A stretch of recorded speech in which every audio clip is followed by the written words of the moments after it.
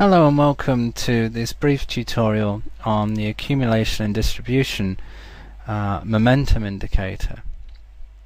This one's quite different from, say, the RSI and the actual momentum indicator by name.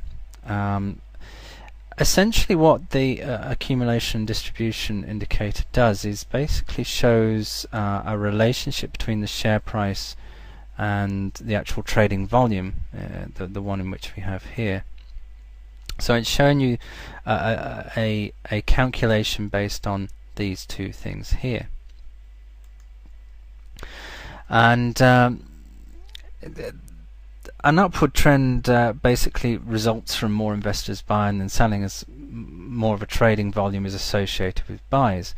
And obviously if a volume is flowing away from a particular stock or security, then the accumulation distribution indicator obviously moves down. So it moves up when we start to begin to see a build up in sort of volume and price, and then it moves downwards when we see the reverse of that. And the difference in the movement between the indicator and the share price can basically be used to see for changes in price movement and price direction. So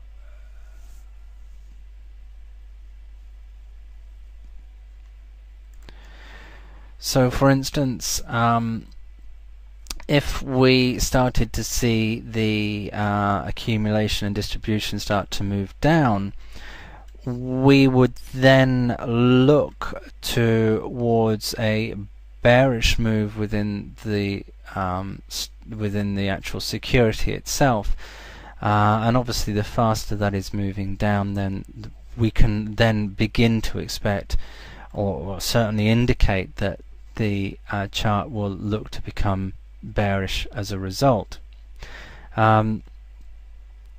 The faster that moves down, obviously the more strength there is in the likelihood of that moving downwards.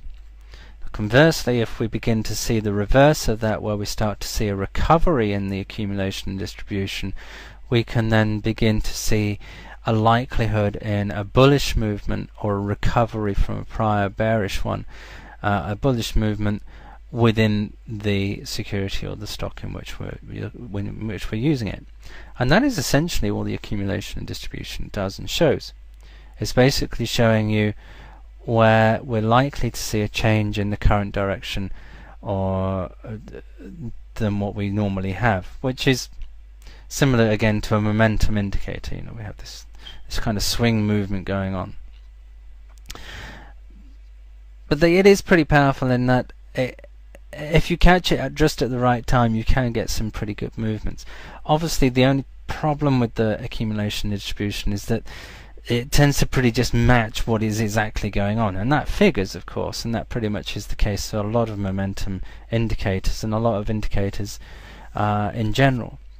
But if you catch it at the right time and you don't get confused by using too many indicators, and you understand the chart and the security or the stock in which you're trading, then it can become quite a powerful tool. And once again, you can plot within the accumulation and distribution chart itself and use that, much as what I was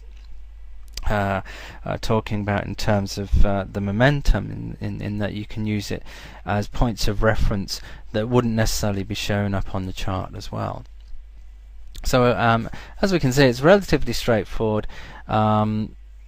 It's usually, you know, the basic ones are usually the better ones, rather than these overly complex indicators, and they allow us to see a different view on a price movement based on other factors relating to the price in a simple form, and that's basically what we want from an indicator, which would then allow us to apply a certain degree of analysis to it and then make our trading decision from there.